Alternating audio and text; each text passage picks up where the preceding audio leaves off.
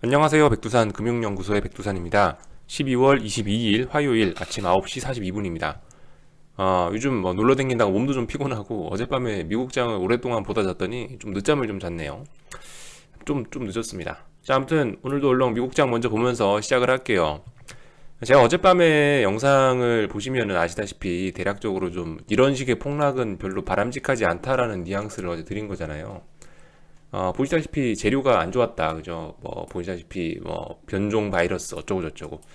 그러니까 이게 그렇단 말이에요. 변종 바이러스 우리 몰랐던 거 아니죠? 변종 바이러스 이야기가 이미 오래전부터 나왔는데 하필이면 어제 굳이 하필이면 어제 굳이 변종 바이러스라는 이유를 갖다 대면서 미국 시장이 결과적으로 개파락 출발한 거 아니에요? 그것도 제법 많이.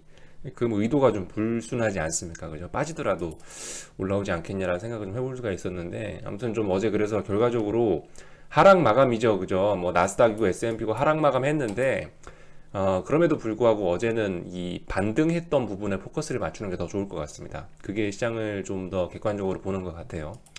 어제는 그러니까 하락했다가 아니고 장중에 저점에 대한 지지력을 확인했다라고 보는 쪽이 조금 더 낫지 않을까라는 생각이 듭니다.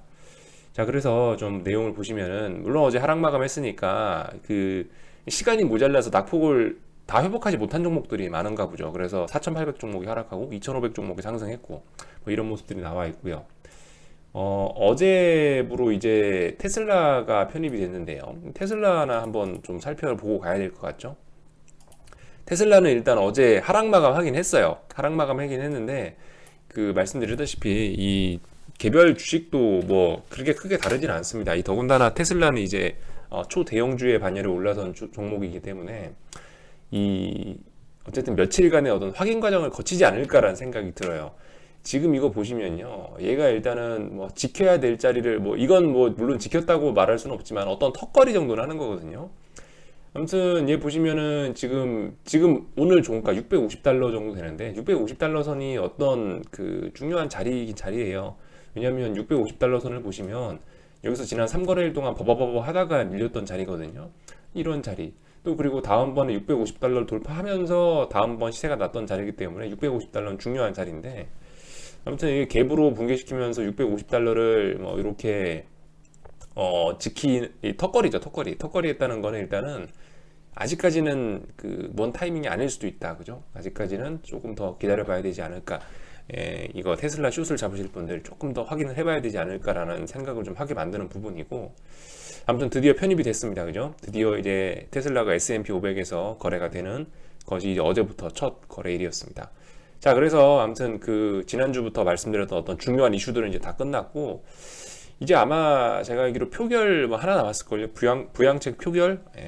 부양책 표결이 나면 이제 완벽하게 끝나는 거고, 아무튼 이제 중요한 이슈는 부양책 하나 남았습니다. 이런 상황이고요. 그러니까 어제 미국장 이 현물 지수를 보시면요, 이렇게 이렇다고요. 그러니까 개파락이 너무 심하니까 결과적으로 다시 좀 장중에 반등하지 않냐, 이런 겁니다. 나스닥도 그렇고요. 그래서 아무튼 우리는 선물 기준으로 이야기를 하고 있으니까 맘 편하게 선물 기준으로 말씀드리자면은, 어제 뭐예요? 종가상으로 3665라는 이야기를 드렸죠. 3665를 깨야 된다 이런 이야기를 드렸는데, 결과적으로 3665 위쪽으로 올라가 있고, 나스닥도 12450을 깨야 된다 이런 이야기 했는데 12450 위로 올라가 있죠, 그죠? 그러니까 어젯밤의 의미는 이제 이 정도로 볼 수가 있겠죠. 어젯밤의 의미는 지난 3거래일 동안 일단 저항은 만들었다. 여기 정도까지의 의미로서 끝. 그다지 그죠? 긴장하고 놀라고 이럴 거 없이 그 정도의 가벼운 의미 정도로 일단 보시면 될 것 같습니다. 나스닥도 12,740, 12,750 정도에서 3거래일 동안 저항을 만들고 있다. 이 정도 의미, 그죠? S&P는 3,710 정도에서 3거래일째 저항을 만들고 있다. 이런 모습들. 이 정도 이야기 할 수 있을 것 같습니다. 그래서 보시다시피 더 기다려 봐야 되는 거고요. 그렇게 빠지면 별로 안 좋은 거고. 당연히 유가도 그렇죠. 유가도 46달러 깨야지 무슨 일이 생기는 건데, 보시다시피 46달러 터치하고 이렇게 또 어디 반등 나오고 있고. 그러니까 조금 더 기다려보자. 뭘 할 때는 아닌 것 같다. 본격적으로 뭘 하기는 좀 뭐하다, 그죠? 이런 이야기 드리고, 달러 인덱스 달러 인덱스 같은 것도 보시면 좀 이제 어젯밤에 이제 이런 모습들이 좀 어젯밤에 제가 재밌게 본 현상들은 이제 환율 쪽입니다. 사실 주식 시장은 아유 저거 저러다 올라오겠거니 좀 싶은 생각을 좀 밑에 깔고 봤고, 환율이 좀 어떻게 되나 궁금했는데 보시다시피 환율도 그죠? 일단 뭐 달러 인덱스인데 특별한 의미는 없이 뭐 90에서 뭐 어느 정도 뭐 지지력을 확보했네요. 뭐 이 정도 이야기 정도밖에 못 합니다. 그러나 아무튼 달러 인덱스가 단기 저점 느낌만 나오고 있죠. 달러 인덱스가 단기 저점이라는 냄새만 솔솔 풍기고 있는데, 이 와중에 이제 어젯밤에 보셔야 될 거는 이제 위안화하고 원화인데, 위안화하고 원화 같은 경우는 그 달러가 저점을 단기 저점 만드는 냄새만 풍겨도 얘 같은 경우는 보시면 이렇게 슬슬슬 어떤 중요한 자리를 이렇게 돌파 안착하는 모습들이 뭐 조금씩 나오긴 나오고 있다. 그죠? 이런 모습들. 그렇잖아요. 달러는 냄새만 풍겼는데 얘는 벌써 지 혼자 여기까지 올라오고 있잖아요. 중요한 라인을 사실 어젯밤에 종가상으로 보니까 돌파 안착한 건 아니네요. 그죠? 어젯밤에 턱걸이를 해놨네요. 중요한 자리가 이 역외 환율 기준으로 보면 1100원이라고 말씀드렸죠. 1100원. 1100원 어제 딱 돌파 안착 못하고 턱걸이 정도 해놓고 여기 마감이 됐네요. 이런 모습 나오고 있고, 아무튼 오늘 그래서 여러분들이 잘 보셔야 될 거는 이 1100원을 돌파 안착할 수 있는지 여부. 예. 이 보시다시피 이런 그림 나오면 어떻게 돼요? 이런 그림 나오면은 여기 밑에 1100원 아래는 언더슈팅이었다가 되는 거잖아요. 그죠? 예. 그렇기 때문에 이제 이 1100원을 만약 돌파 안착한다면 오늘까지도, 그렇기 때문에 1100원이란 자리를 이 굳건한 어떤 바닥으로 삼아서 어떤 위쪽으로 볼 수 있는 매수의 근거가 될 수 있는 겁니다. 그죠? 이런 이야기 드릴 수 있고, 물론 이게 이렇게 워낙 추세가 강했었기 때문에 한 번에 올라올 수 있을까 약간 좀 고민도 좀 되긴 됩니다. 글쎄요, 뭐 한 번 정도 더 이렇게 출렁했다 갈 수 있을지, 아니면 그냥 바로 1100원 지키면서 올라갈지 어쩔지 모르겠지만은 느긋하게 천천하게 좀 접근하시면서, 두 가지 가능성 다 있겠죠. 뭐 살짝 내려왔다 갈 수도 있고, 1100원 뭐 그냥 1100원 위에서 안정적으로 놀다가 바로 올라갈 수도 있고. 아무튼 지금 중요한 거는 지금 여기 있는 이 자리가 어떤 자리냐면은 계속 그걸 생각하시라는 거죠. 이 일봉만 보지 말고 큰 그림 보라는 게, 월봉상 지금 그림을 보시면은, 이게 볼린저 밴드를 밖에 찍고 나온 거라는 거죠. 볼린저 밴드가 대충 한 이 정도쯤 걸치고 있는데, 얘가 지금 찍고 나온 자리에서 몇 달 동안 폭락했던 자리에서 슈팅 나온 거를 드디어 뭐 1100원을 돌파 안착하는 이런 모습이 나왔기 때문에 지금 같은 경우는 어떤 큰 변곡의 가능성이 어쨌든 굉장히 높아 보인다 라고 이야기를 드리고 있는 겁니다. 월봉상 그림 보시면은 심상치 않은 이 아랫꼬리의 길이, 이런 걸 볼 수가 있지 않겠습니까? 그죠? 어젯밤 미국의 일봉도 약간 이런 느낌이었는데 제가 뭐라고 얘기했어요?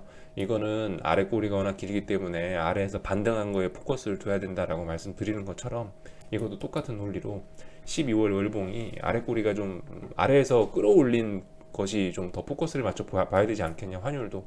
뭐 이런 식으로 말씀드리겠습니다. 물론 여기서 제가 말씀드렸다시피 1100원 밑으로 살짝 더 깼다가 이렇게 올라갈지, 아니면 1100원 위에서 놀다 이렇게 바로 갈 수도 있을지 그건 모른다고 했는데, 왜냐면 월봉상으로 이렇게 보시면은 이 1월 달에 한 번 더 이 아랫꼬리 부분에 대한 지지력 테스트를 한 번 더 할 수도 있거든요. 이렇게 다녀올 수도 있거든요. 그래서 어쨌든 그런 차원에서 이런 이야기를 드렸고, 물론 모릅니다. 지금 시장 상황이 워낙 고변동성의 독특한 상황이기 때문에 통상적으로는 이런 원화 강세가 약세로 전환이 되려면은 몇 달 단위로 걸리는 게, 몇 주에서 몇 달 단위로 걸리는 게 맞긴 맞는데, 이런 고변동성 상황에선 볼린저 밴드를 찍고 나온 역사는 없었는데, 찍고 나온 상황에서는 이렇게 한두 달 만에 이런 V자형 반등도 솔직히 뭐 불가능하지는 않은 거라서 제가 뭐 뭐라고 말씀을 못 드리겠습니다. 대략적인 큰 방향성은 말씀을 해드려도, 이게 디테일 부분은, 그죠? 디테일 관련된 부분은 저도 알 수가 없으니까, 얘가 뭐 쉬었다 갈지 바로 갈지 어디 들렀다 갈지 모르는 거니까 이렇게밖에 말씀을 못 드리고 있고, 위안화도 보시면 이제 슬슬, 물론 어제 6.55를 넘어서야 된다고 했는데 일단 6.55를 넘어서진 못했어요. 어제 양봉이 나온 게 이거 보면요. 근데 어쨌든 얘도, 이 위안화 같은 경우도 보시면 어느 정도 이제 쌍바닥에 대한 가능성이 좀 솔솔 피어오르고 있죠. 그죠? 미국 달러 인덱스가 좀 단기 저점 만드는 듯한 냄새 풍기니까 벌써 위안화하고 원화는 어떻게 된다? 반응이 좀 격하다. 그죠? 위안화는 쌍바닥, 원화는 이미 저 위에 서세상 가 있고요. 그죠? 이런 점들을 좀 잘 보셔야 될 것 같습니다. 그러니까 한국 코스피가 분명히 전 세계에서 가장 강하게 올랐긴 했어요. 그죠? 이 월봉인데 11월, 12월에 가장 강하게 전 세계를 끌고 올라갔는데 이게 물론 정말 코스피가 좋아서 한국이 정말 좋아서 올라갔을 수도 있지만은 이게 그 양털 깎기라는 표현 아시지 않습니까? 그죠? 양털을 언제 깎아요? 살을 포동포동 끼워 그 털을 포동포동 찧어놓은 다음에 이제 털을 밀잖아요. 약간 그런 가능성도 있다는 거죠. 지금 환율 같은 거 올라오는 걸 보세요. 그러니까 한국 같은 경우는 이 건전한 물론 그 경제 시스템은 지금 어떤 선진국들만큼 한국만큼 건전한 나라를 찾기는 어렵지만은 어디까지나 금융시장과 주식시장의 흐름에서 봤을 때는 한국은 카지노에 지나지 않습니다. 방금 전에 보셨다시피 원화 환율은 이렇게 올라오고 있고 달러가 단기 바닥 만드는 척만 하고 있는데 원화는 여기 있고 위안화는 여기 있잖아요. 이 3개국 통화의 반응을 보시라고요. 이 3개국 통화의 반응을. 한국 같은 경우는 언제든지 가장 강했지만 가장 약하게 추락할 수 있는 나라도 될 수 있다라는 점, 이 신흥국이다라는 점을 머릿속에 반드시 기억하셔야 됩니다. 한국은 금융시장에선 선진국이 아니라는 점, 엄청난 고변동성을 자랑하는 곳이 한국 금융시장, 한국 주식시장이라는 점을 좀 기억을 하셨으면 좋겠고요. 네, 변동성 지수 같은 경우는 그죠 어제 좀 서운하셨을 거예요 아마 그죠 어제 좀 장중에 많이 올랐다가 떨어졌으니까 좀 많이 서운하셨을 겁니다. 모르겠어요 솔직히 뭐 이대로 근데 끝나지는 않을 것 같고 아무튼 이 주요 트렌드는 이런 식으로 이제 만들어지고 있으니까 위쪽으로 좀 더 올라가긴 올라갈 것 같은데 어젯밤에 이 폭등을 한번 했어가지고 여기에 대한 이 피로감을 어떻게 소화할지 잘 모르겠습니다.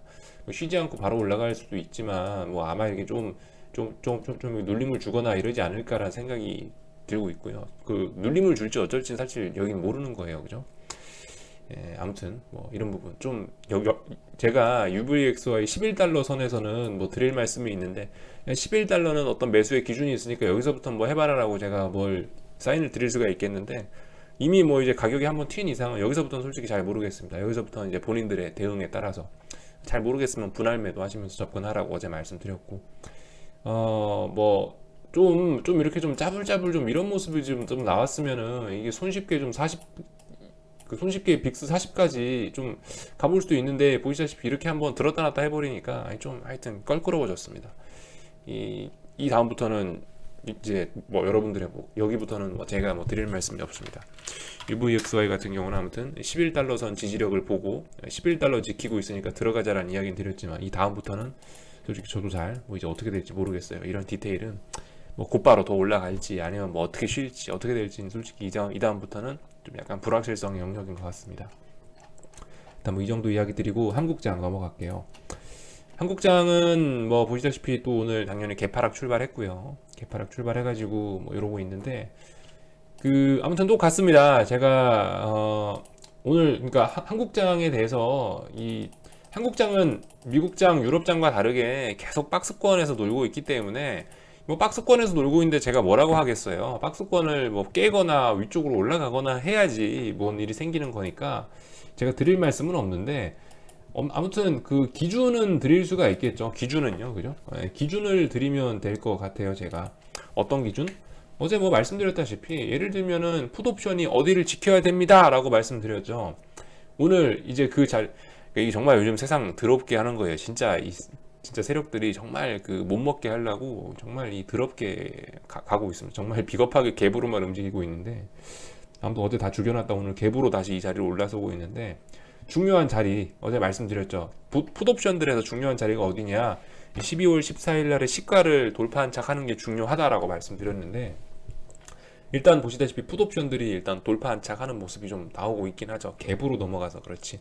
근데 이럴 수도 있어요. 이 요즘 세상이 뭐 제가 말씀드렸다시피 계속 보통 몇 거래일 동안 넘지 못하다 빠지는 게 좋긴 한데 그게 가장 하락 보시는 분들에게 좋긴 한데 이런 식으로 V자로 갭 주면서 움직일 수도 있는 거니까 예를 들면 올해 3월 달에 장대 양봉이 갭 상승 주면서 갭으로 방방방 뜨면서 바닥 나와 버렸잖아요.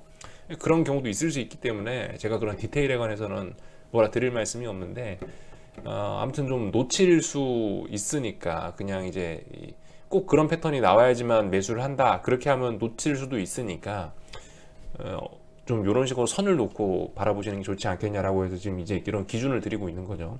그래서 풋옵션이 이거 돌파 안착하는지 여부 잘 보시고 이 넘어갔으니까 글쎄요, 오늘도 모르죠. 오늘도 오후에 가면은 막 또 박살내 있을지 모르는데, 아무튼 이런 식으로 이거 돌파 안착하는지 여부 좀 잘 종가까지 보셨다가 뭐 하실 수도 있을 것 같고요. 그리고 뭐 코스닥 인버스 같은 것도 보시다시피 뭐 여기서 이거래일째 어떤 뭐 예를 들면 4,450원에 대한 지지력을 확보하고 이거래일 동안 확보하고 올라올 수도 있는 거고, 이런 모습들 좀 잘 살펴보시기 바랍니다. 고버스 같은 경우는 고버스 같은 경우는 이렇게 볼 수도 있는 거예요. 지금 무려 일주일 동안 여기서 놀았어요. 일주일 동안 2,850원에서 지켰어요. 일주일 동안 2,850원 지키고 나서 2,800 지금 80원 돌파 안착하고 올라가는 거기 때문에 이거 생각보다 견고한 바닥일 수도 있습니다. 생각보다 견고한 바닥일 수도 있어요. 그죠? 네. 물론 지금 선물하고 차트는 이 만기 영향으로 해서 조금씩 달라지긴 했는데, 아무튼 이 굉장히 지금 굳건하게 좋은 패턴일 수도 있다는 거예요. 그래서 뭐 다양한 기준을 드리고 있습니다. 2,880원을 돌파 안착하면은 해보시든가, 아니면 뭐 풋옵션이 뭐 이걸 돌파 안착하면 하든가, 이런 식으로 다양한 기준 드리고 있고, 그리고 이 선물은 262를 붕괴시키면은 그때 따라가든가, 그것도 나쁘지 않다라고 말씀드렸죠. 지금 여러 가지 기준들, 코스피 선물과 관련돼서는 지금 고버스의 기준, 그리고 선물 지수 기준, 풋옵션 기준 드리고 있으니까, 이거 세 가지 중에서 뭐 몇 가지가 충족되면 하겠다라든가, 아니면은 나는 선물 362를 붕괴되는 걸 보고 하겠다라든가, 이런 식으로 기준은 복합적으로 여러분들이 적용하셔서 구체적인 전술은 여러분들이 짜시면 될 것 같습니다. 아무튼 하실 거면은 이번에는 쫄지 말고 강하게, 그죠? 10년 만에 오는 금융위기의 가능성이 뭐 가장 높아 보인다, 이런 이야기 드리고 있고, 지금이 어떤 변곡일 가능성도 굉장히 높아 보인다, 뭐 이런 이야기 드리고 있습니다. 그러나 아직까지 선물은 362를 붕괴시키지 않고 있다는 점도, 아무튼 이런 점도 좀 기억은 하셔야 됩니다. 제가 강하게 할 거면 강하게 하는데, 아무튼 아직까지 선물은 엄밀히 따지면 박스권 안에 있습니다. 선물이 박스권 안에 있는 와중에 고버스가 단기 저점 정도를 만들어냈고, 풋옵션이 단기 저점 정도를 만들어냈을 가능성이 있는 거니까 뭔가를 해볼 수는 있지만은, 근데 아직 어쨌든 선물은 362 위에 있다는 거를, 거기를 깨야지 아래쪽으로 좀 볼 수 있다라는 이야기를 드리는 거고, 한국장도 뭐 본격적으로 뭐가 쏟아지려면, 그죠? 네, 한국장도 본격적으로 뭐가 쏟아지려면 362를 붕괴시켜야 돼요. 362를, 그러니까 왜 362가 깨지면은 변동성이 나올 수 있냐면은, 12월 1일부터 해서 12월 한 4일까지 폭등했었던 자리잖아요. 네.